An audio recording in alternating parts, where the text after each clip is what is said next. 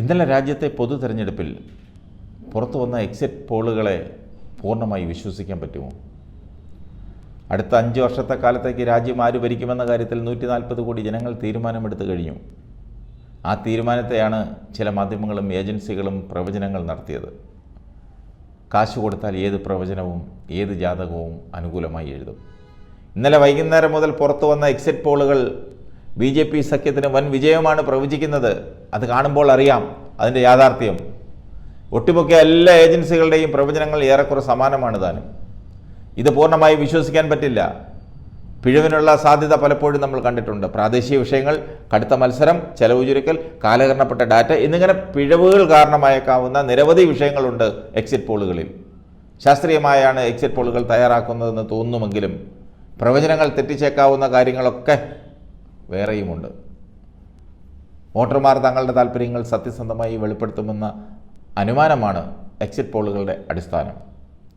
ഇവിടെ ഏജൻസികൾക്ക് തെറ്റുപറ്റാം. അഭിപ്രായങ്ങൾ പറയുന്നവരിൽ ചിലർ മനഃപൂർവ്വം കുഴപ്പിക്കും. പ്രത്യേകിച്ച് പാർശ്വവൽക്കരിക്കപ്പെട്ട ദുർബലരായ സമൂഹങ്ങൾ. സമ്മർദ്ദം ഭയന്ന യഥാർത്ഥ അഭിപ്രായങ്ങൾ മറച്ചുവെക്കാൻ ഇവർ തീരുമാനിച്ചാൽ താഴെത്തട്ടിന് തന്നെ പിഴവുകളുണ്ടാകും. പലപ്പോഴും വോട്ടിംഗ് ബൂത്തുകൾക്ക് പുറത്താണ് എക്സിറ്റ് പോളുകൾക്ക് ആവശ്യമായ ഡാറ്റ ശേഖരിക്കുന്നത്. ഇത്തരം സന്ദർഭങ്ങളിൽ പൊതു അഭിപ്രായത്തിന് മുൻതൂക്കം നൽകിയുള്ള പ്രതികരണമാണ് പലപ്പോഴും വോട്ടർമാരിൽ നിന്നുണ്ടാകാറുള്ളത്. പണത്തിൻ്റെ അഭാവവും സമയപരിമിതികളും എക്സിറ്റ് പോളുകളുടെ ഫലത്തെ സ്വാധീനിക്കും.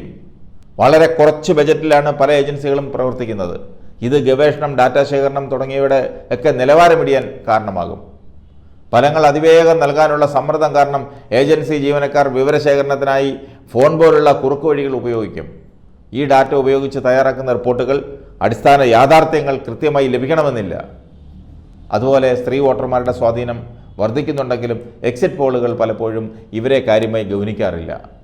2014-ലും 2019-ലും BJPയുടെ വിജയം എല്ലാ ഏജൻസികളും കൃത്യമായി പ്രവചിച്ചതാണ്. എന്നാൽ സീറ്റുകളുടെ കൃത്യമായ എണ്ണം പ്രവചിക്കാൻ ആർക്കും സാധിച്ചിരുന്നില്ല. മാത്രമല്ല, അന്നത്തെ സാഹചര്യമല്ല ഇപ്പോൾ. 2019-ലെ തെരഞ്ഞെടുപ്പിന് ശേഷം ഏജൻസികൾ പുറത്തുവിട്ട എക്സിറ്റ് പോളുകളിൽ എന്താ പറഞ്ഞിരുന്നത്? ഭൂരിഭാഗവും കൃത്യമായിരുന്നില്ല. 2014-ലെ തെരഞ്ഞെടുപ്പിൽ പ്രവചനങ്ങൾ യഥാർത്ഥ ഫലത്തോട് ഏറെ അകലെയായിരുന്നു. അന്ന് NDA 335 സീറ്റിലും UPA 59 സീറ്റിലും വിജയിച്ചു. BJPയുടെ വൻ വിജയവും UPAയുടെ തകർച്ചയും കൃത്യമായി പ്രവചിക്കാൻ അന്ന് ആർക്കും കഴിഞ്ഞില്ല. അതുകൊണ്ട് ഇപ്പോഴും ഈ പ്രവചനങ്ങൾ ശരിയാകണമെന്നില്ല. ഏതായാലും നമുക്ക് കാത്തിരുന്ന് കാണാം. മണിക്കൂറുകൾ മാത്രമേ ഉള്ളൂ ആ ഫലം അറിയാൻ.